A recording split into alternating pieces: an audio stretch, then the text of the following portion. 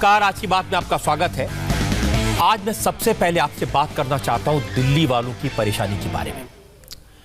एक तरफ दिल्ली में भयानक पॉल्यूशन है, घर से बाहर निकलना मुश्किल है।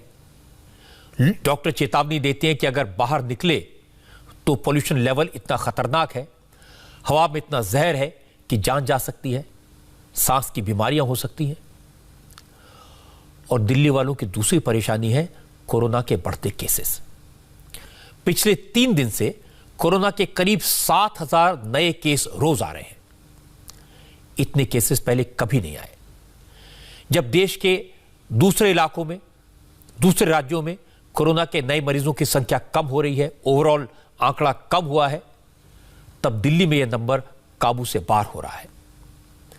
अब हॉस्पिटल्स में बेड्स कम पड़ने लगे हैं, आईसीयू में जगह मिलना मुश्किल हो रहा है। 27 जून के बाद आज पहली बार ऐसा हुआ जब एक दिन में दिल्ली में 66 लोगों की मौत हुई। यानी दिल्ली में हालात मई जून से भी बदतर हो गए। इसके बाद भी लोग खतरे की गंभीरता को नहीं समझ पा रहे। पहले कोरोना खुद फैल रहा था, अब लोग घर से बाहर जाकर कोरोना को साथ लेकर घर आ रहे हैं। दिल्ली के लोगों ने कोरोना के तांडव को देखा है, मरीजों से भरे हॉस्पिटल देखे हैं, जमीन पर पड़े मरीज देखे हैं, हॉस्पिटल में बेड्स के नीचे पड़ी लाशें हमने आपको दिखाई हैं। इसलिए मुझे लगता था कि कम से कम दिल्ली के लोग एहतियात बरतेंगे, कोरोना के खतरे को कम करके नहीं आंकेंगे, इसकी गंभीरता को समझेंगे, लेकिन ऐसा हो नहीं रहा।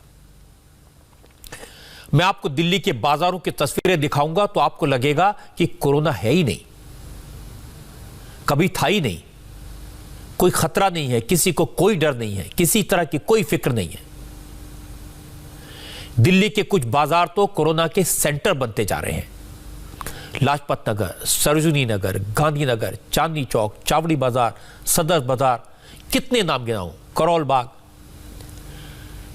इन सारे इलाकों में बाजारों में जबरदस्त भीड़ है। इन बाजारों में दिल्ली के साथ साथ दिल्ली के बाहर के लोग भी आए हुए हैं, क्योंकि ये होलसेल मार्केट्स हैं। दिवाली का मौका है, खरीदारी करनी है तो भीड़ बहुत ज्यादा है। सदर बाजार, चांदनी चौक, करोल बाग जैसे मार्केट्स में तो पांव रखने की जगह नहीं है। तस्वीरें देखेंगे तो हैरान हो जाएंगे। आपको लगेगा नहीं कि दिल्ली में मरीजों की संख्या 4 लाख के पार हो चुकी है। दिल्ली में कोरोना से 6,700 से ज्यादा लोगों की मौत हो चुकी है। पिछले 3 दिन से रोजाना दिल्ली में करीब 7,000 नए केसेस सामने आ रहे हैं। 66 लोग एक दिन में मरे हैं। फिगर्स डराने वाली है। लेकिन जरा देखिए, क्या आपको लगता है कि लोगों को कोई डर है? क्या आपको लगता है कि लोगों को कोई फिक्र है? डर तो दूर की बात, लोग तो मास्क लगाने को भी तैयार नहीं है। मार्केट में भयंकर भीड़ है, लोग दुकानों में टूट पड़ रहे हैं। ऐसा लग रहा है जैसे मेला लगा हो या दुकानों पर सामान मुफ्त मिल रहा हो। और हैरानी की बात है कि लोग अपने साथ छोटे छोटे बच्चों को लेकर आए हैं।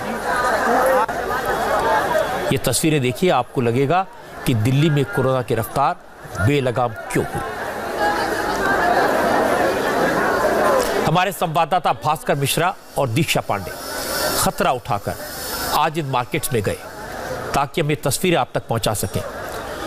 उन्होंने लोगों को आगाह करने की कोशिश की, लोगों से पूछा कि सरकार बार बार कह रही है, प्रधानमंत्री हाथ जोड़कर अपील कर रहे हैं कि त्योहारों की सीजन में थोड़ी ज्यादा सावधानी बरतें, सोशल डिस्टेंसिंग को मेंटेन करें, बहुत जरूरी हो तभी घरों से बाहर निकले। लेकिन लोगों का कहना है कि कोरोना का डर तो है, लेकिन त्योहार का सीजन है, इसलिए शॉपिंग तो करनी पड़ेगी, रिस्क तो लेना पड़ेगा। अजीब आर्गुमेंट है। मुझे लगता नहीं कि सोशल डिस्टेंसिंग नाम की कोई चीज़ बची है, और अब बचा के भी कुछ करना नहीं आ सकता इसमें। जो है आप आइए, आराम से, त्योहार का मौका है, आराम से घर से निकलिए, शॉपिंग करिए, एंजॉय करिए, ऐसे ही ज़िंदगी चलती रहेगी और ऐसे ही आप भी चलाइए। चांदनी चौक में कोशिश सब करते हैं लेकिन पॉसिबल नहीं है। जब पीछे से धक्का लगता है उसके अंदर कहाँ इजीली हो जाता है। लोग मास्क लगा के सैनिटाइजेशन चल रहा है, जितना चल पा रहा है वो कोशिश पूरी हो रही है। डर तो है पर लेकिन मार्केट तो आना ही पड़ेगा ना, फेस्टिवल है, कब तक बैठेंगे, साल में एक बार आती है दिवाली। सोशल डिस्टेंसिंग का पालन कर रहे हैं? नहीं यार, बहुत मुश्किल है इंडिया में ये सब चीज़ होना, स्पेशली लोकल राइट्स मार्केट्स में नहीं रख रहे हैं। डर लगता है ऐसे में, ऐसी जगह पे लगता है ना, तो फिर ऐसे भीड़ भाड़ में क्यों आते हैं? सामान खरीदने आए हैं, सामान लेने आए हैं। लगता है ऐसा, लगता है, लगता है ऐसा डर सर, लगता है, लेकिन हमें पता है ना भीड़ है आज। मास्क ढंग से नहीं पहने हुए, डर नहीं लगता इतनी भीड़ भाड़ में? नहीं, सही बात है, डर तो लगता है। अब क्या करें, थोड़ा सांस भी लेना पड़ता है। सांस लेने में दिक्कत हो रही है। हाँ, ऐसी थोड़ा सा मतलब। आपको याद होगा कि लॉकडाउन के दौरान और उसके बाद भी कई दिनों तक मार्केट्स वीरान थे। लोग बहुत ज़रूरी होता तभी और बहुत संभल कर घरों से बाहर निकलते थे, लेकिन ऐसा लगता है कि अब डर खत्म हो गया है। हालत यह है कि दिल्ली सरकार ने जिन लोगों को सोशल डिस्टेंसिंग का पालन करवाने और मास्क सुनिश्चित करने की जिम्मेदारी दी है, उन लोगों ने भी भीड़ का हाल देखकर हाथ खड़े कर दिए। सोशल डिस्टेंसिंग मेंटेन कर रहे हैं आप लोग खुद ही? हाँ जी, हम तो कर रहे हैं लेकिन पब्लिक नहीं कर रही है, पब्लिक नहीं मान रही है। भीड़ में पॉसिबल नहीं है ना डिस्टेंस मेंटेन करना। छोटा बच्चा भी आपके साथ है, फिर भी आप लोग आए हैं इतनी भीड़ भाड़ में। अब थोड़ा सा रिस्क तो उठाना पड़ा त्योहारों के चलते, लेकिन ये है कि मास्क लगा के सैनिटाइजर साथ में लेके हम लोग चल रहे हैं। बिहार से आया हूँ। खरीदारी करने के लिए? जी हाँ, खरीदारी करने आया हूँ। ये बताइए कि मास्क भी आपका नीचे है, अभी आपसे सर बात कर रहे थे, इसके लिए मास्क को नीचे किए कि थोड़ा पूरा शकल दिखाया जाए। अच्छा, डर नहीं लग रहा? डर तो लग रहा है सर। कैसे आप लोग फॉलो करवाएंगे सोशल डिस्टेंसिंग ऐसे मार्केट में? सर, ये भीड़ तो समझ में नहीं आ रहा है कि इसको मैं कैसे काबू में करूं। मैं 1 तारीख से कंटिन्यू रेड कर रहा हूं। इनक्रोचर को तो मैंने संभाल लिया, इनक्रोचमेंट फ्री कर दिया मैंने, लेकिन ये भीड़ कंट्रोल।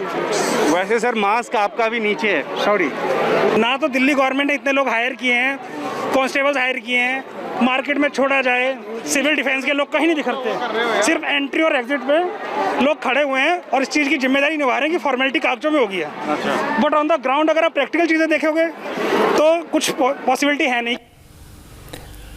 अब सोचिए, पुलिस वाले भी क्या करें, सोशल वर्कर भी क्या करें, सरकारी अफसर भी क्या करें? क्या कोई इस भीड़ को कंट्रोल कर सकता है? ये तो सिर्फ लोगों को समझने की है। लोग नहीं समझते तो फिर डॉक्टर के पास जाते हैं। हमने भी सबसे बड़े डॉक्टर, एम्स के डायरेक्टर डॉक्टर रणदीप गुलेरिया से बात की। डॉक्टर गुलेरिया ने बताया कि यह बात सही है कि लोग अब कोरोना को लेकर सावधानी नहीं बरत रहे, इसकी वजह से वायरस तेजी से फैल रहा है। और दूसरी बात उन्होंने बताई, चूंकि सर्दी का मौसम है इसलिए भी रेस्पिरेटरी वायरस बढ़ रहे हैं। दिल्ली में कोरोना बढ़ने के कई कारण हो सकते हैं।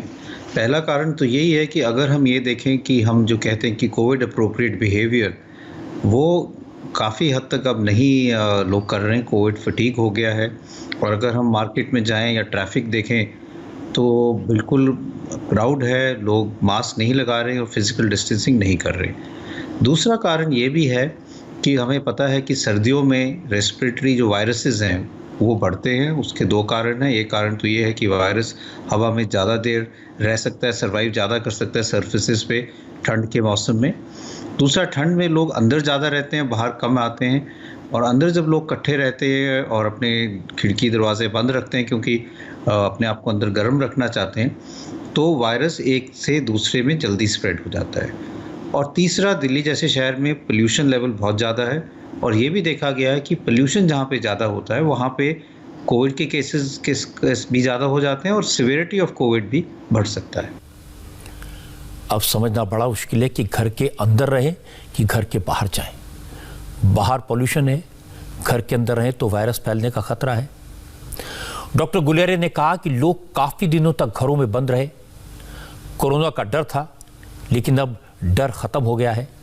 लोगों ने सोच लिया जितना अवॉइड हो सकता था उतना कर लिया, लेकिन अब तो बाहर निकलना ही है। लोगों में थोड़ी सी लापरवाही हो गई है क्योंकि इतने महीने हो गए हैं और कई लोगों को ये लगता है कि अब इतने महीने हम अंदर बंद रहे हैं, बाहर रेस्टोरेंट्स में नहीं जा पाए, शॉपिंग नहीं कर पाए। अब फेस्टिव सीज़न है, त्यौहार आ रहे हैं, दिवाली आ रही है, छठ पूजा आ रही है, तो कई लोगों को फिर ये लगता है कि अब हम इससे ज़्यादा अब जो कोविड अप्रोप्रिएट बिहेवियर है वो नहीं कर सकते। और एक ये गलत धारणा भी कई यंगर जनरेशन में है कि हमें तो बहुत माइल्ड इलनेस होगा और इसलिए हमें घबराना नहीं चाहिए, क्योंकि हमें अगर कोविड हुआ तो हम बच जाएंगे। लेकिन ये समझना ज़रूरी है कि आपको अगर कोविड हुआ आप बच सकते हैं, लेकिन आप उसी कोविड को अपने घर ले जाएंगे और अपने घर में जो बुज़ुर्ग हैं, आपके माता पिता हैं या दादा दादी हैं, उनको इन्फेक्शन हो सकता है और उनमें इन्फेक्शन बहुत सीरियस हो सकता है, जो जानलेवा भी हो सकता है। डॉक्टर गुलेरिया की बात बिल्कुल सही है। दिल्ली में कोरोना क्यों बढ़ा, इसकी सबसे बड़ी वजह है कोरोना से फटीग। लोग घरों में बैठे बैठे थक गए हैं, कोरोना के वायरस से थक गए हैं। अब सोचते हैं कब तक बंद रहें, जो होगा सो देखा जाएगा। दूसरी बात, जब लोग घर से बाहर निकलते हैं तो मास्क लटका लेते हैं, लगाते नहीं। उन्हें इस बात की चिंता तो होती है कि कहीं पुलिस वाला पकड़ ना ले, कहीं फाइन ना हो जाए। इस बात की चिंता नहीं है कि अगर मास्क ठीक से नहीं लगाएंगे तो कोरोना हो जाएगा, इन्फेक्शन हो जाएगा, वायरस अंदर घुस जाएगा।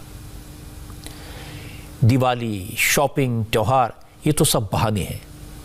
लोग घर से बाहर निकलना चाहते हैं, एक दूसरे से मिलना चाहते हैं, क्योंकि घर बैठे बैठे परेशान हो गए हैं।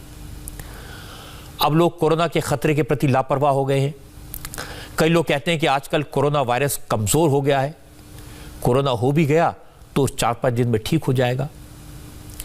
लेकिन वो ये नहीं समझते कि एक आदमी कितने लोगों को ये वायरस दे सकता है। वो ये नहीं समझते कि एक आदमी घर में बड़े बूढ़ों को वायरस दे सकता है, जिनको बचाना मुश्किल हो जाएगा। आजकल ज्यादातर केसेस वो आ रहे हैं जिसमें बूढ़े लोग हैं, ऐसे लोग जिन्हें सांस की बीमारी है। इसीलिए दिल्ली में केसेस तेजी से बढ़ रहे हैं और यहां बाहर से आने वाले लोगों की संख्या भी कम नहीं है। बिहार से, राजस्थान से, उत्तर प्रदेश से, हर जगह से लोग दिल्ली में आते हैं और यहां से कोरोना वायरस लेकर अपने राज्यों में भी जाते हैं। ऐसा ही एक और शहर है मुंबई। मुंबई को तो लोग कोरोना कैपिटल कहने लगे हैं। अकेले मुंबई में 2,60,000 से ज्यादा लोग कोरोना के शिकार हो चुके हैं। 10,000 से ज्यादा लोगों को कोरोना की वजह से अपनी जान से हाथ धोना पड़ा। और इन्हीं हालात को देखते हुए मुंबई में काफी दिन बाद पाबंदियां हटाई गई थी। अब तो 50% कैपेसिटी के साथ सिनेमा हॉल खोलने की इजाजत दे दी गई है। पिछले कुछ वक्त से हालात धीरे धीरे सुधर रहे थे, लेकिन अब फिर से कोरोना के केस मुंबई में भी तेजी से बढ़ने लगे हैं। और क्यों बढ़ रहे हैं, इसका कारण आपको वो तस्वीरें देखकर हो जाएगा जो आप अपनी टीवी स्क्रीन पर इस वक्त देख रहे हैं। मुंबई के जावेरी बाजार से लेकर क्रॉफर्ड मार्केट तक फेस्टिवल सीजन में खरीदारी के लिए लोग बेखौफ होकर सड़कों पर निकल पड़े हैं। दिन हो, रात हो, शाम हो, सुबह हो, खरीदारी जोरों पर है। लोगों को एहसास ही नहीं है कि कोरोना नाम का कोई वायरस था भी या नहीं। कोविड-19 नाम की कोई चीज है जो तेजी से फैलती है, लोग नहीं मानते। हमारे संवाददाता अतुल सिंह और राजीव सिंह ने इन बाजारों में जाकर लोगों को आगाह करने की कोशिश की। लोगों से पूछा कि कोरोना को लेकर जो गाइडलाइंस हैं, जो बातें कही जा रही हैं, उनका पालन क्यों नहीं करते। बाजार में भीड़ भाड़ वाली जगहों पर मास्क क्यों नहीं पहनते। इस पर जब लोग जवाब नहीं दे पाए तो सॉरी कहने लगे, मास्क न लगाने के बहाने गिनाने लगे। यहाँ क्या है, मालूम है क्या है, दिवाली की वजह से इतना भीड़ हो गई है, क्या उसका कोई पालन नहीं हो रहा है, ना कोई पुलिस ध्यान देते हैं, ना कोई बीएमसी ध्यान देता है। ये सब फेरी वाले को छूट दे के रखा हुआ है। उसका कोई इंतजाम करना चाहिए, कैसे अलग अलग से कुछ इंतजाम करना चाहिए। बहुत लोगों के पास मास्क नहीं है। इतनी ज़्यादा भीड़ है, आपके पास दूसरा मास्क रुमाल होना चाहिए। आप रुमाल अभी ये है, थोड़ा फट गया है, अभी मैं बात कर रहा था तो निकाल रहा।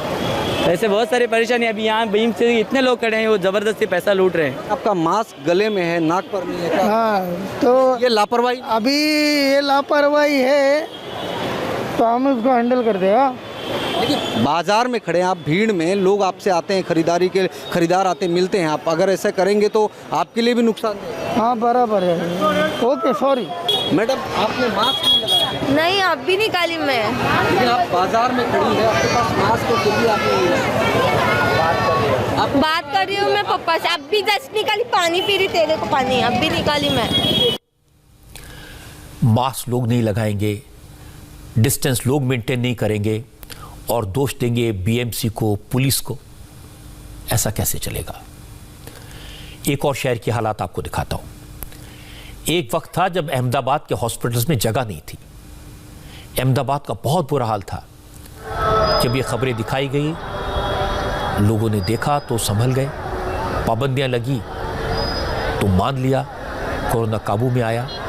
लेकिन अब लोग फिर से बेफिक्र हो गए, बाजारों में निकल रहे हैं, बिना मास्क के घूम रहे हैं और पूछो तो कहते हैं कि जो होगा सो देखा जाएगा।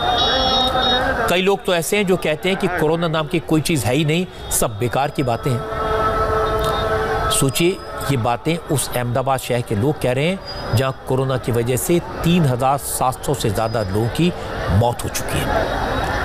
1.25 लाख कोरोना केसेस डिटेक्ट हो चुके हैं। सब सच को जानते हैं लेकिन तो भी लापरवाह हैं। अहमदाबाद के 3 दरवाज़ा इलाके में, और यहाँ अगर आप देखेंगे बाज़ारों में हर साल की तरह जैसी नॉर्मल भीड़ होती है उसी तरह की भीड़ यहाँ पे आपको नज़र आएगी। अगर आप सामने देखें, पूरा बाज़ार जो है ये 3 दरवाज़ा का ये भरा हुआ है और यहाँ पे जिस तरह से लोगों की भीड़ है उसको देखते हुए लगता ही नहीं है कि इस बार हम कोविड के माहौल में दिवाली मना रहे हैं। यहाँ आप देख सकते हैं कहीं पे भी आपको कोविड प्रोटोकॉल को लोग फॉलो करते हुए नजर नहीं आ रहे, ना तो दुकानदार ना ही लोग। कितने लोग हैं मास्क बिना के? बहुत है, मैं अकेला नहीं हूँ, बहुत है। नहीं तो आप क्यों जिम्मेदार बन रहे हो कोरोना फैलाने के? अरे कोरोना बोला कुछ है नहीं, सब को फालतू की चीज है, जाए दो। मास्क क्यों नहीं लगाया? सर मास्क इसके हाथ में और ये गई थी टॉयलेट तो इसलिए मैंने उसको दिया था। नहीं लेकिन आपको पता है ना, आप ऐसे किसी से बात कर रहे हैं पास खड़े होकर तो मास्क नहीं लगाना चाहिए, मास्क लगाना चाहिए। वो उसके हाथ में रह गया, मैं सामान ले रही हूँ। मैं नहीं मानती इन सब में। I don't believe it in corona. आप बिलीव नहीं करते कोरोना? नहीं। लो अंकल, आप जानते हैं आपकी वजह से फैल सकता है, आपको किसी और कोई बात नहीं। नेक्स्ट टाइम ध्यान रखिए। आपकी दुकान पे बिना मास्क के खड़े हुए थे। मन आपने बोला ना उनको, मास्क पहले आपको बोलना है। Sorry sorry. मास्क क्यों नहीं पहना हुआ? भूल गए क्या? तो आपने क्यों नहीं पहना हुआ मास्क को? सॉरी साहब, सॉरी। सॉरी से नहीं होगा, आपको वायरस का नहीं लग सकता है ना। हाँ, तो ये मास्क लगाने का ये सही तरीका है क्या? हाँ। आपको तो यहाँ पे ध्यान रखना चाहिए ना, जो लोग आ रहे हैं वो यहाँ देखिए भीड़ कितनी लगी हुई है। रखते हैं, बोलने का होता है, उसके लिए हटाना पड़ता है। बोलने के लिए आवाज नहीं आता कस्टमर को, उसके हिसाब से हटाना पड़ता है। अब जरा सोचिए, लोग दिल्ली के हों, मुंबई के हों, अहमदाबाद के हों, क्या इन्हें ये बताने की ज़रूरत है कि कोरोना जानलेवा है? क्या इन्हें ये बताने की ज़रूरत है कोरोना कम हुआ है लेकिन ख़त्म नहीं हुआ? सब जानते हैं। क्या ये बताने की ज़रूरत है कि कोरोना की दवा नहीं है, कोई वैक्सीन नहीं है? क्या अब ये भी बताना पड़ेगा कि सावधानी ही बचाव है, यही एक तरीका है?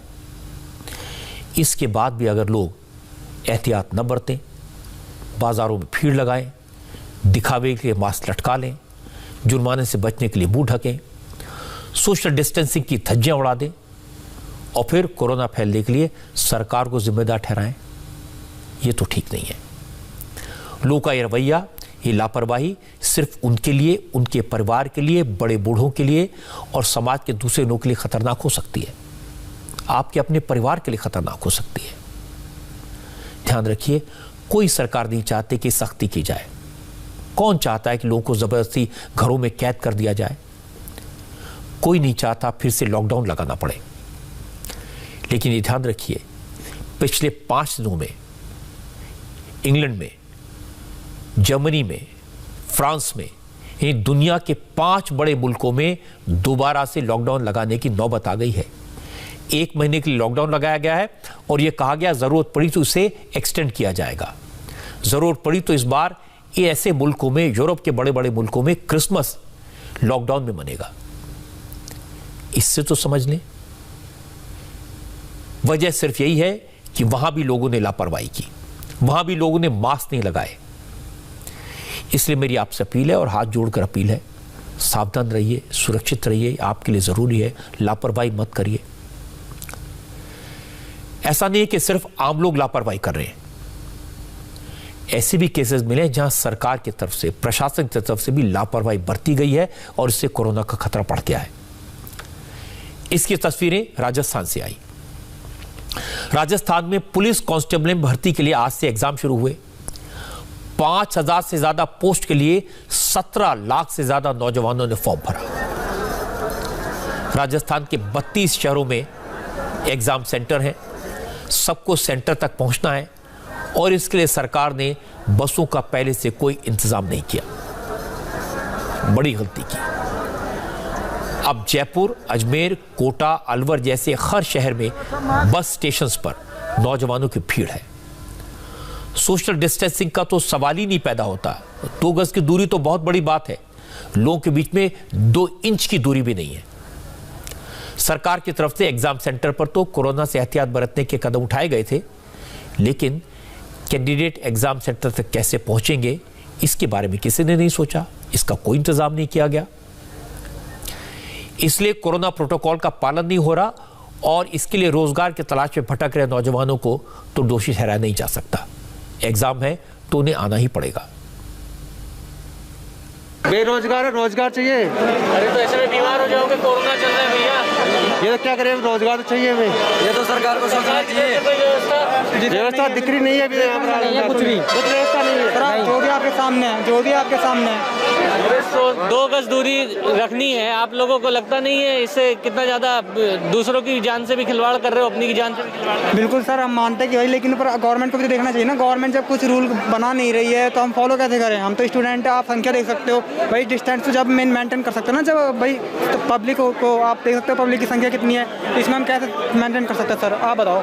मजबूरी है, बेरोजगार है। सेंटर हमारे जुल्म देने चाहिए थे लेकिन नहीं दिए। व्यवस्था सरकार ही कर रही है, तुम्हें क्या साझा है? ये सारी तस्वीरें देखकर चिंता होती है, दुख होता है। दिल्ली, मुंबई, अहमदाबाद, जयपुर ये ऐसे शहर हैं जिन्होंने कोरोना का कहर देखा है, जहां रहने वाले लोग डर को जानते हैं। उन्होंने लाशों के ढेर देखे हैं, हॉस्पिटल में तड़पते मरीज देखे हैं। अगर इसके बाद भी लोग समझना नहीं चाहते तो क्या कर सकता है? मैं तो आपसे यह कह सकता हूं कि बचाव के लिए मास्क पहनना बहुत जरूरी है, भीड़ लगाने से बचना जरूरी है, लेकिन यह सब तो आपको करना है। दिल्ली वालों की बात करूं तो यहां प्रॉब्लम डबल है। यहां कोरोना के साथ साथ पॉल्यूशन ने भी लोगों का दम घोट दिया है। दिल्ली की हवा सांस लेने लायक नहीं है, दम घोट देती है, जहरीली है, बीमार करने वाली है, लेकिन इसका इलाज क्या है किसी को नहीं मालूम। दिल्ली और एनसीआर में पॉल्यूशन ने इस साल सारे रिकॉर्ड तोड़ दिए हैं। दिल्ली की हवा पिछले 1 साल में सबसे ज्यादा खराब स्तर पर दर्ज की गई है। आज सुबह की बात बताऊं, दिल्ली में एयर क्वालिटी इंडेक्स 400 के पार था। तस्वीरें देखिए, बिल्डिंग्स नजर नहीं आती, और जब इंडेक्स 400 के पार है तो इसे बड़ी गंभीर कैटेगरी में माना जाता है। स्थिति इस वक्त गंभीर है, एयर क्वालिटी इंडेक्स भी खराब स्थिति में है। लेकिन अगर हमें सहजता से एक तस्वीरों के जरिए अगर हमें दिल्ली की स्थिति को समझना हो कि यहाँ पर प्रदूषण किस कदर बढ़ रहा है, हम आपको यहाँ पर दिखाएंगे। दरअसल ये जो आप तस्वीर देख रहे हैं ये पूरा दिल्ली का मैप है, और जितना भी इसमें ये मरून ब्लॉकेज नज़र आ रहे हैं वो दिल्ली के अलग अलग इलाके हैं, अलग अलग डिस्ट्रिक्ट्स हैं, और उसके साथ ही ये प्रदूषण का स्तर बता रहा है कि कहाँ पर कितना प्रदूषण बढ़ रहा है। फिलहाल आप देख रहे हैं ये 555, 559। दरअसल ये दिल्ली का नॉर्थ इलाका है, और नॉर्थ इलाके में सबसे ज़्यादा जो पोल्यूशन है वो देखने को मिल रहा है। ये इस तस्वीर के ज़रिए समझिए। यहाँ पर भी जो नॉर्थ दिल्ली के हिस्से हैं वहाँ पर ज़्यादातर जगह पर PM 2.5 500 के आंकड़े को पार कर चुका है। ये आप तस्वीरों के ज़रिए ही यहाँ पर आप देख रहे हैं। बाकी अलग अलग इलाकों की हम बात करें, जैसे नरेला है, नरेला में जो PM 2.10 है वो यहाँ पर देखिए 555 है, जो कि हजार्डस स्थिति में है। इसके साथ ही अगर हम आनंद विहार की बात करें, यह आनंद विहार का हिस्सा है, और साथ ही यहाँ पर जो PM 2.5 है वो 555 है। तो अंदाज़ा ये लगाइए कि कैसे दिन ब दिन जो प्रदूषण है वो दिल्ली में बढ़ता जा रहा है। ये दिल्ली के अलग अलग इलाकों को मेंशन किया गया है। यहाँ पर देखिए सोनिया विहार वाटर ट्रीटमेंट प्लांट है। ये वही ट्रीटमेंट प्लांट है जो यमुना में अमोनिया के बढ़ने के बाद उस वाटर ट्रीटमेंट प्लांट को बंद कर दिया गया था, जहाँ पर ये 555 दिखा रहा है। तो आप समझिए कि दिल्ली एक बड़ी आबादी वाला शहर है, एक मेट्रोपॉलिटन सिटी है, तो कितने बड़े स्तर पर ये जो पॉल्यूशन है ये लोगों को प्रभावित कर रहा है। देश की राजधानी का इतना बुरा हाल कभी नहीं रहा, हवा में इतना जहर कभी नहीं रहा। आपको ध्यान होगा जिस समय लॉकडाउन था उस समय दिल्ली की हवा साफ हो गई थी, लेकिन उस वक्त किसी ने नहीं सोचा। कोई पराली को जिम्मेदार ठहराता है, कोई दिल्ली की फैक्ट्री को जिम्मेदार ठहराता है, लेकिन कड़वा सच ये है कि दिल्ली वालों को जिस हवा में सांस लेने के लिए मजबूर होना पड़ रहा है वो उनके लंग्स को बर्बाद कर रही है। और पॉल्यूशन सिर्फ दिल्ली वालों के लिए नहीं, अब लखनऊ, इंदौर, कानपुर, आगरा, मुंबई, कोलकाता जैसे तमाम शहरों के लिए बड़ी प्रॉब्लम बनता जा रहा है। आपको जानकर हैरानी होगी कि पॉल्यूशन के कारण होने वाली बीमारियों से देश के लोगों की उम्र 1 साल 7 महीने कम हो जाती है। और पॉल्यूशन से कितने लोग मरते हैं इसका तो किसी को अंदाजा भी नहीं हो सकता। जो फिगर्स अवेलेबल हैं वो बताते हैं कि 100 में से 13 लोगों की मौत पॉल्यूशन से होने वाली बीमारियों से होती है।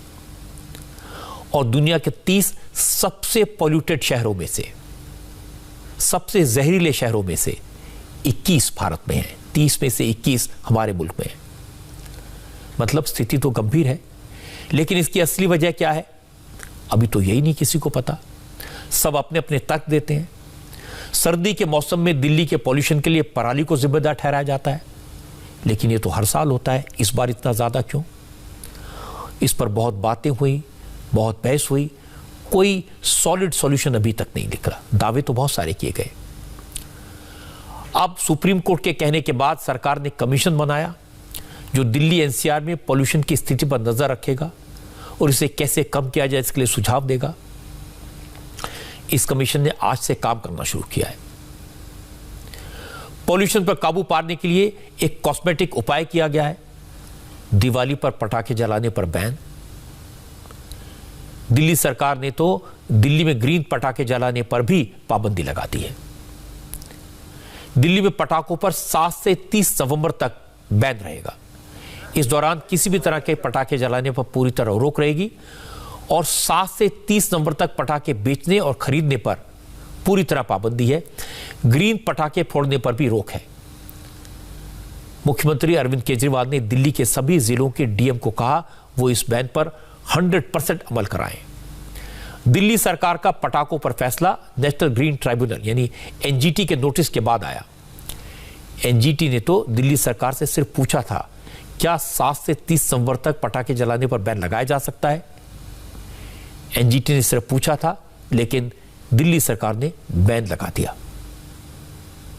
सभी तरह के पटाखे बंद किए गए हैं 7 तारीख से लेकर 30 तारीख तक। पॉल्यूशन की वजह से किया गया है। बहुत सारी चीज़ें, अब देखो इस बार पॉल्यूशन है और कोविड भी, दोनों चीज़ें चल रही हैं। तो ऐसा ना कि आपको सबको पता है कि जिस टाइम दिवाली के दिन पटाखे जलते हैं तो रात के 3, 4, 5 घंटे सांस भी नहीं लिया जाता है। इतना बुरी हालत हो जाती है। अगर हम बैन नहीं करते तो भी विरोध करते कि बैन क्यों नहीं किया, पॉल्यूशन बहुत ज़्यादा है। बहुत सारे लोग तो बड़े लाइटली ले रहे हैं, सोच रहे हैं कि कुछ नहीं है जी, ये तो कोई बात ही नहीं है जी। अगर ऐसी महामारी आई है तो ठीक है, अगर 1 साल पटाखे नहीं भी जलाएंगे, मैं तो कह रहा हूँ भगवान का पूजन करो, भक्ति करो।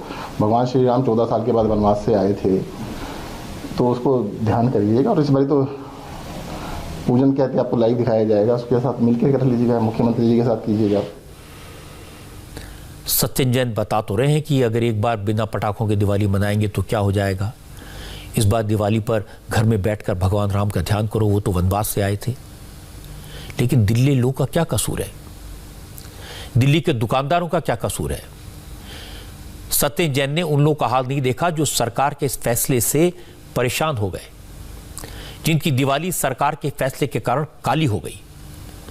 दिल्ली में दुकानदारों ने सरकार से परमिशन ली थी, लाइसेंस लिया था और ग्रीन पटाखों का स्टॉक खरीदा था। क्योंकि ग्रीन पटाखे चलाने की परमिशन थी, उन्होंने दुकान लगाई, लेकिन अब सरकार ने अचानक ग्रीन पटाखों पर बैन लगा दिया। यह नहीं सोचा कि व्यापारियों का तो दिवाला निकल जाएगा। सरकार के फैसले से दुकानदार कितने नाराज हैं, इसका अंदाजा आपको उनकी बातें सुनकर होगा। ये सरकार का फैसला बिल्कुल गलत है। पहले लाइसेंस दे दिए, फिर माल खरीद के दुकानें लग गई, और अब पहले कहते हैं कि ग्रीन चलेगा, अब ग्रीन भी नहीं चलेगा। अब हमारा जो माल खरीद लिया इसका नुकसान कौन भरेगा? हैं, हमारा जो पैसा लग गया है अब ये तो आएगा नहीं। पोल्यूशन तो और बहुत चीज़ों से होता है, लेकिन उन पे कुछ नहीं होता। सिर्फ पटाखों पे ही बैन लगाती है और पटाखे सिर्फ दिवाली वाले दिन 2 दिन चलने होते हैं सिर्फ। हर कोई माल रखा है, ये कहाँ लेके जाएंगे? बंद हो गया, इनके लाइसेंस डेट निकल जाएगी, उसके बाद कह देंगे कि जी आपका अवैध हो गया, उनकी गिरफ्तारियां करेंगे ये बैठ करके। उनको लाइसेंस दे साल भर के लिए बैठ करके, ये या तो उनको पैसा नहीं लेना चाहिए था, वो कहाँ रखेंगे माल? ग्रीन पटाखा भी नहीं बेचेगा तो फिर ये ड्रामा क्यों खेलेगा? पिछले 4 साल से ये तो उसी पटाखा रहने देते। अब ये लोग, सरकार ये मानती है कि सिर्फ पटाखा इसमें इन्वॉल्वमेंट नहीं है, बहुत सी चीज़ें हैं। यानी कि उनका रिकॉर्ड है कि 46% आपका पराली है, तो पराली वालों को देखो, खाली पटाखा क्यों? 4 साल होगा सुप्रीम कोर्ट ने ये कहा था ग्रीन पटाखे अलाउ करेंगे, अब वो ग्रीन पटाखे बेचने में भी हमारे को दिक्कत कर रही है। तो ये व्यापार के बारे में हम सोचेंगे कि आगे हमें क्या करना है क्या नहीं। बहुत गलत डिसीजन है जी, क्योंकि देखो फायरवर्क्स जो है वो दिवाली वाले दिन 2 घंटे चलने हैं सिर्फ, और फायरवर्क्स का जो कंट्रीब्यूशन है वो पोल्यूशन में वो 0.2% है। और पोल्यूशन के जो अदर सोर्सेज हैं, ट्रैफिक है, फैक्ट्रियाँ हैं, उन पे सर का पराली है सबसे बड़ा रीजन, वो उस पर कोई कंट्रोल नहीं है।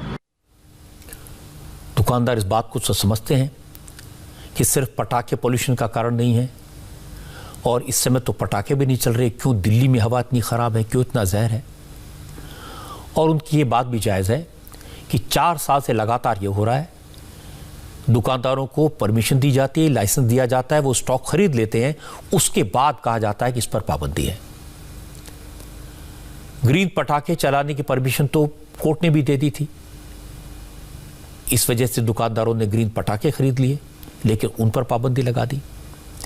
और ये सिर्फ दिल्ली में नहीं हुआ, कर्नाटक में, राजस्थान में, चंडीगढ़ में भी पटाखों पर इसी तरह से बैन लगाया गया है।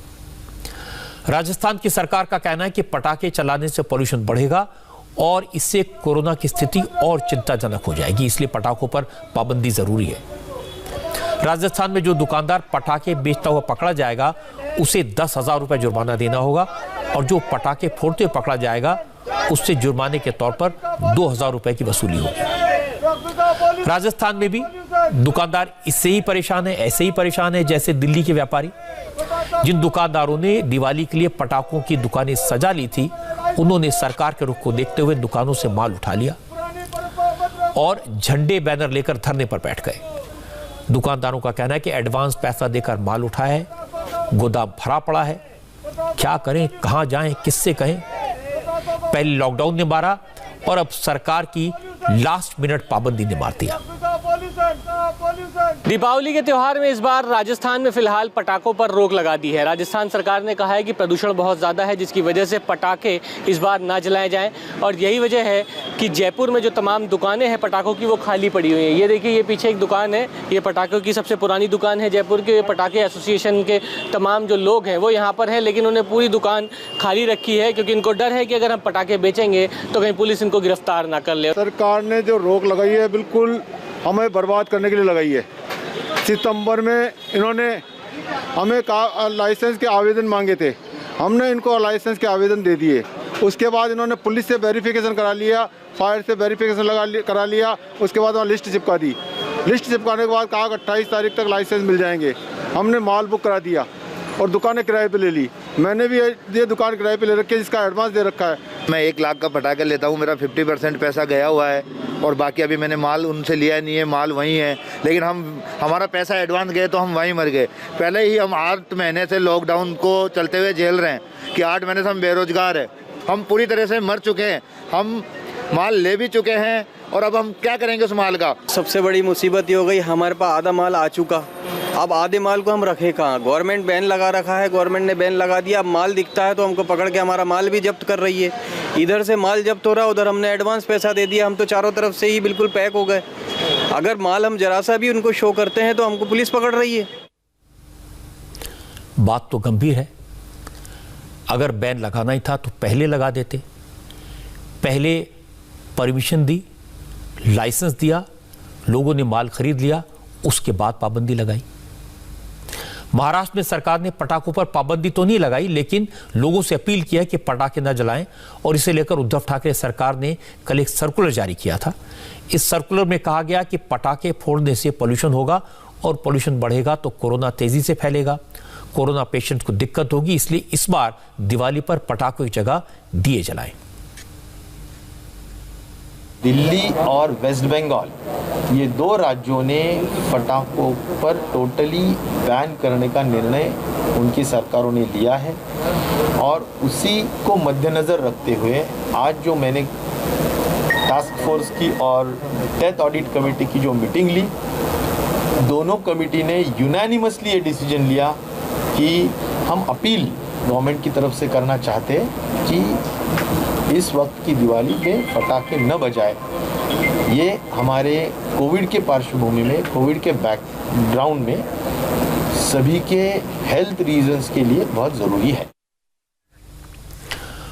उद्धव सरकार ने लोगों से पटाखे न जलाने की अपील की तो लोगों को सरकार की मंशा अच्छी नहीं लगी। लोगों ने कहा कि दिवाली साल में एक बार आती है, इसलिए लोगों को खुलकर अपना त्यौहार मनाने का मौका मिलना चाहिए। पटाखे क्यों नहीं फोड़ने चाहिए गवर्नमेंट को मालूम है, लेकिन इससे पोल्यूशन का तो इतना नहीं। 4 दिन का दिवाली होता है, ये 4 दिन में अगर पोल्यूशन होता है तो साल भर जो गाड़ियाँ चलते हैं उससे पोल्यूशन नहीं होता है क्या? दिवाली पहले दसरे से चालू होकर तुलसी पूजन तक चलती थी, अभी सिर्फ 4 दिन का दिवाली है। ये 4 दिन में अगर पोल्यूशन होता है तो फिर इतने साल गाड़ियाँ चलती है, हर महीने गाड़ियाँ बढ़ती है, उससे पोल्यूशन नहीं होता है क्या? ये जो टाइम रहता है, ये टाइम में खड़ा रहने के लिए टाइम नहीं मिलता था। आज देखो पूरे टाइम स्टाफ ऐसे के ऐसे ही खड़े हैं। और उसमें भी ग्रीन पटाखा भी लाया है तो भी उसमें भी प्रॉब्लम आ रहे हैं। क्या बोलने का अभी इसमें? कुछ लोग पटाखे फोड़ के थोड़ा उत्साह मनाते हैं, दीपावली का त्यौहार मनाते हैं, इसमें कोई ज़्यादा बुराई नहीं है। 2-4 दिन की तो बात है। ध्यान देंगे बरोबर कि हमको क्या करना है और क्या नहीं करना है। मास्क मतलब अपने हिसाब से सेफ्टी हम वापरेंगे, लेकिन इतना भी नहीं है कि हम अपना त्यौहार बंद कर देंगे। त्यौहार तो मनाना चाहिए। अभी कोरोना से डर के बैठ नहीं सकते सब। अभी आपने देखा रहेगा कितना भीड़ है यहाँ पे। एटमॉस्फेयर का भी ध्यान रखना चाहिए। वो लोग हम लोग करें दीप तो जलाएंगे तो उतना प्रिकॉशन ले लेंगे हम लोग भी। खुले मैदान में किधर भी रहेगा तो उधर पटाखे फोड़ेंगे हम लोग। पटाखे जलाने से कितना पॉल्यूशन होता है ये किसी को नहीं मालूम। इसकी कोई स्टडी नहीं हुई, कोई साइंटिफिक फिगर्स नहीं है। मुझे लगता है कि पहले सरकार स्टडी करवाए, फिर जो फैसला लेना हो वो करे, लेकिन एक बार फैसला ले ले। ऐसा नहीं करना चाहिए कि अचानक एक दिन चीफ मिनिस्टर को या मिनिस्टर को सुबह उठकर दिखाई दे कि बड़ा स्मॉग है, धूप नहीं निकली है, पोल्यूशन का लेवल बड़ा ज़्यादा हो गया है, तो इसे ख़त्म करने के लिए पटाखों पर इस बार बैन लगा दें। ये रवैया ठीक नहीं। दिवाली आने वाली है, सबको पहले साल से पता था। दिवाली के वक्त टेम्परेचर कम होता है, सर्दी बढ़ती है, स्मॉग होता है, पोल्यूशन होता है, ये भी सबको मालूम है। तो फिर पटाखे बनाने वालों को बनाने का लाइसेंस क्यों दिया?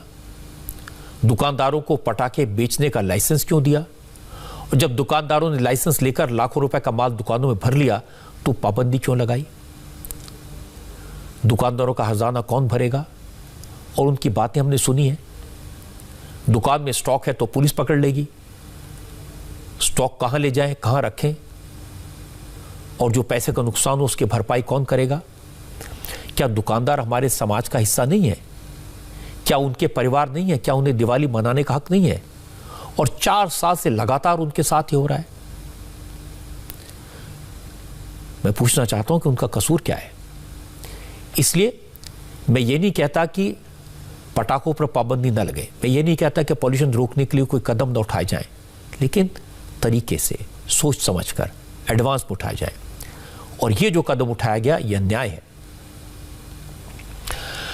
अब जम्मू कश्मीर की बात करते हैं, लेकिन उससे पहले आज फारूक अब्दुल्ला, उमर अब्दुल्ला और महबूबा मुफ्ती समेत तमाम जम्मू कश्मीर की पार्टियों के नेता जम्मू में थे।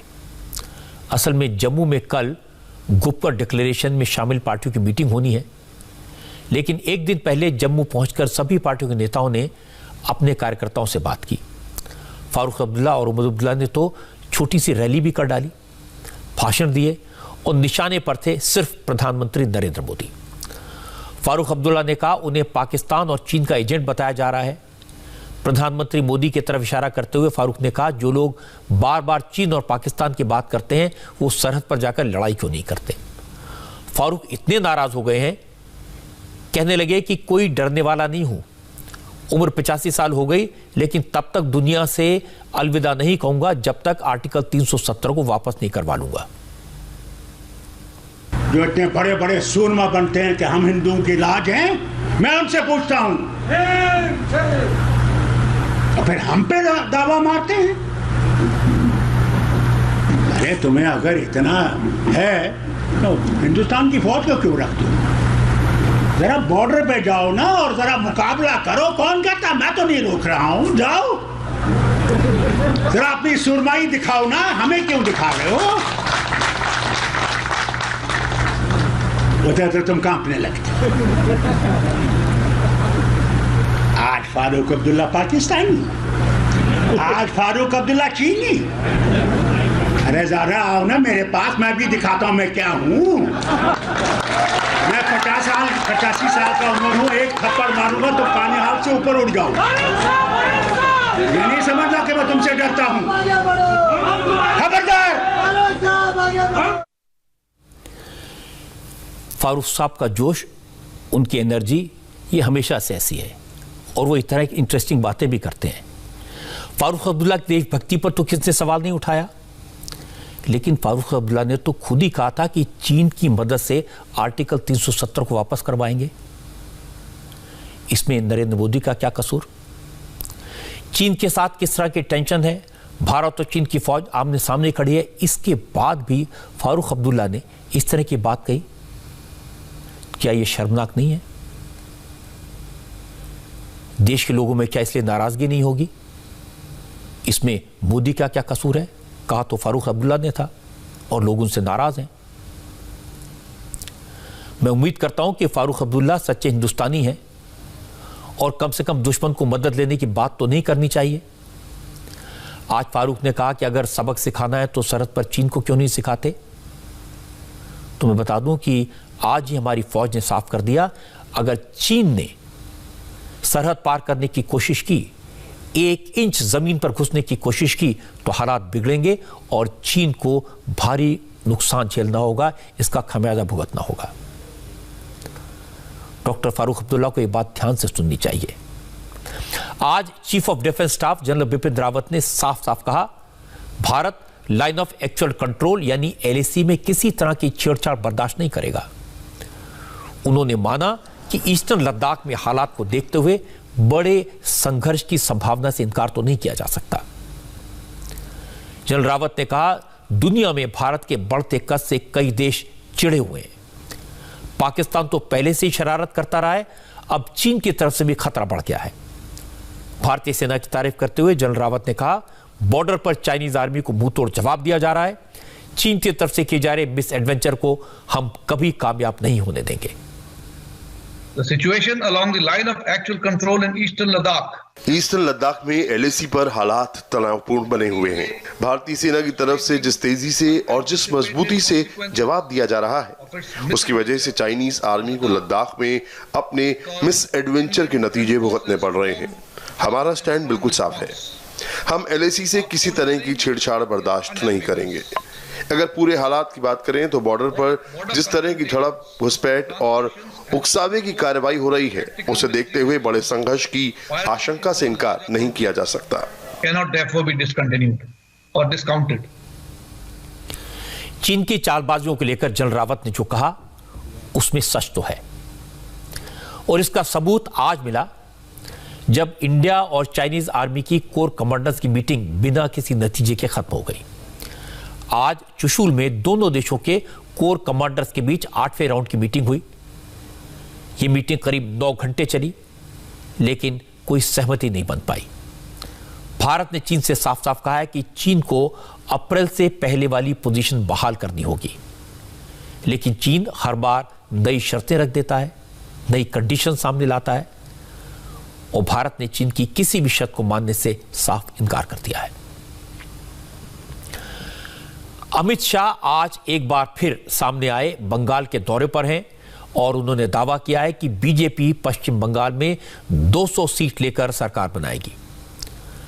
अब उनके दावे का आधार क्या है, इसके बारे में बात करेंगे। ट्रस्ट से बाहर निकलने की परमिशन मिलते ही अमित शाह अब मिशन बंगाल में जुट गए हैं। पिछले 2 दिन से बंगाल में हैं। आज उन्होंने दावा किया कि पश्चिम बंगाल में ममता बनर्जी की विदाई तय है, अगले चुनाव में 2/3 बहुमत के साथ बीजेपी सरकार बनाएगी। अमित शाह ने आज बंगाल में अपने 2 दिन की शुरुआत दक्षिणेश्वर काली मंदिर से की। इस मौके पर उन्होंने चैतन्य महाप्रभु, रामकृष्ण परमहंस, स्वामी विवेकानंद और महर्षि अरबिंदो का जिक्र किया। अमित शाह ने कहा, जो बंगाल पहले आध्यात्मिक चेतना का केंद्र रहा है, वहां आज मुस्लिम तुष्टीकरण चरम पर है। लेकिन बीजेपी की सरकार बनेगी तो सबका साथ, सबका विकास के रास्ते पर चलेगी। अमित शाह ने कहा कि बंगाल में बीजेपी एनआरसी को लागू करेगी, जो घुसपैठी हैं उन्हें देश से बाहर निकाला जाएगा। कम्युनिस्ट शासन से बिल्कुल त्रस्त होकर तृणमूल कांग्रेस और उसकी नेत्री ममता बनर्जी के हाथ में बंगाल की सत्ताओं के सूत्र बंगाल की जनता ने दिए थे। मगर आज जब पीछे मुड़कर 10 साल के बाद देखते हैं तो मां, माटी और मानुस का नारा तुष्टीकरण, तानाशाही और टोलबाजी में परिवर्तित हो गया है। बैड एडमिनिस्ट्रेशन का एक नया सूत्रपात, एक नया अध्याय ममता बनर्जी के नेतृत्व में बना है। उन्होंने एडमिनिस्ट्रेशन का राजनीतिकरण कर दिया है, राजनीति का अपराधीकरण कर दिया है और भ्रष्टाचार को इंस्टीट्यूशनलाइज कर दिया है। और शायद ही कोई राज्य में ये तीनों चीजें हुई होगी।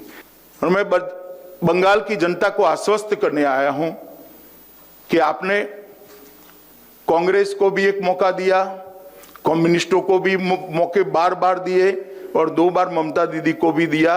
एक मौका मोदी जी के नेतृत्व में भारतीय जनता पार्टी को दे दीजिए। हम 5 साल में सोनार बांग्ला बनाने का आपको वादा करते हैं। जब अमित शाह कहते हैं कि बीजेपी पश्चिम बंगाल में 200 सीटें जीतेगी, तो हो सकता है इस दावे पर लोगों को यकीन न हो। लेकिन लोकसभा इलेक्शन के पहले ऐसा ही हुआ था, जब अमित शाह ने दावा किया था कि पश्चिम बंगाल में बीजेपी 22 सीटें जीतेगी। उस वक्त लोगों ने भरोसा नहीं किया। ममता बनर्जी ने अमित शाह के दावे का काफ़ी मजाक उड़ाया था। नतीजे आए तो बीजेपी ने लोगों को हैरत में डाल दिया, 18 सीटें जीती। इससे राजनीति में कुछ भी संभव है। और ये सही है कि बंगाल में ममता बनर्जी के खिलाफ नाराज़गी है, जिसका पूरा फ़ायदा उठाने की कोशिश बीजेपी करेगी। पश्चिम बंगाल में ये भी इंप्रेशन है कि ममता बनर्जी मुस्लिम तुष्टीकरण करती हैं, अपीजमेंट करती हैं। बीजेपी इसको इशू बनाएगी और इसका भी फायदा उठाने की कोशिश करेगी। इसके आज पूरे संकेत अमित शाह ने दे दिए। अमेरिका में राष्ट्रपति चुनाव को लेकर एक बड़ी डेवलपमेंट हुई है। जॉर्जिया में वोटों की रीकाउंटिंग के ऑर्डर दे दिए गए हैं। में वोटों की गिनती चल रही है, लेकिन कब तक चलेगी कोई नहीं कह सकता। जिन 5 राज्यों में वोटों की गिनती का काम पूरा नहीं हुआ है, उनमें से 4 में जो बाइडेन लीड कर रहे हैं। डोनाल्ड ट्रंप नॉर्थ कैरोलिना में बढ़त बनाए हुए हैं, लेकिन जो स्थिति है उसमें जो बाइडेन काफी मजबूत दिखाई दे रहे हैं। और बाइडेन को प्रेसिडेंट को मिलने वाली सीक्रेट सर्विस की सिक्योरिटी मुहैया करवा दी गई है, यानी इस बात के संकेत है कि वो प्रेसिडेंट बनने वाले हैं। और डोनाल्ड ट्रंप जाहिर है इससे बहुत परेशान है। हालांकि ट्रंप के लिए अब थोड़ी सी एक खबर आई है, राहत वाली खबर है। जॉर्जिया में अब रीकाउंटिंग के आदेश दे दिए गए हैं। जॉर्जिया में इलेक्टोरल कॉलेज के 16 वोट हैं और वहां से फिलहाल जो बाइडेन आगे चल रहे थे। आज ये जॉर्जिया के कोर्ट ने रीकाउंटिंग कराने की ट्रंप की पिटीशन खारिज कर दी थी, लेकिन स्टेट ने रीकाउंटिंग का फैसला किया। हालांकि आज मिशिगन की कोर्ट ने भी रीकाउंटिंग की ट्रंप की पिटीशन को रिजेक्ट कर दिया था। इससे परेशान ट्रंप आज मीडिया के सामने आए और इलेक्शन में धांधली का इल्जाम लगाया। ट्रंप ने कहा अब इस चुनाव का फैसला सुप्रीम कोर्ट करेगी। Democrat officials never believed they could win this election honestly. I really believe that. That's why they did the mail-in ballots, where there's tremendous corruption and fraud going on. That's why they mailed out tens of millions of unsolicited ballots without any verification measures whatsoever. And I've told everybody that these things would happen. We want an honest election, and we want an honest count, and we want honest people working back there, because it's a very important job. So that's the way this country is going to win. That's the way the United States will win. And we think we will win the election very easily. We think there's going to be a lot of litigation because we have so much evidence, so much proof, and it's going to end up perhaps at the highest court in the land. We'll see. But we think there'll be a lot of litigation because we can't have an election stolen like this. लगता है Trump की बात सही साबित होगी। ये लड़ाई इतनी क्लोज है, अब फैसला तो सुप्रीम कोर्ट से ही होगा और फैसला होने में कितना वक्त लगेगा, कितनी बार काउंटिंग और कितनी बार रिकाउंटिंग होगी, ये आज कहना बड़ा मुश्किल है। लगता है कि अब नए राष्ट्रपति का फैसला अगले साल पर जाएगा। ये अमेरिका के इलेक्शन के चुनाव में सिस्टम में इस तरह की खामियां हैं, लेकिन हमारे यहाँ इस तरह की कोई खामियां नहीं है। हमारे यहाँ तो कल बिहार के लास्ट फेज की वोटिंग होगी, कल सभी सीटों पर हमारे रिपोर्टर्स होंगे, हर सीट का अपडेट आपको मिलेगा और जब काउंटिंग होगी 10 तारीख को तो फिर नतीजे भी आ जाएंगे।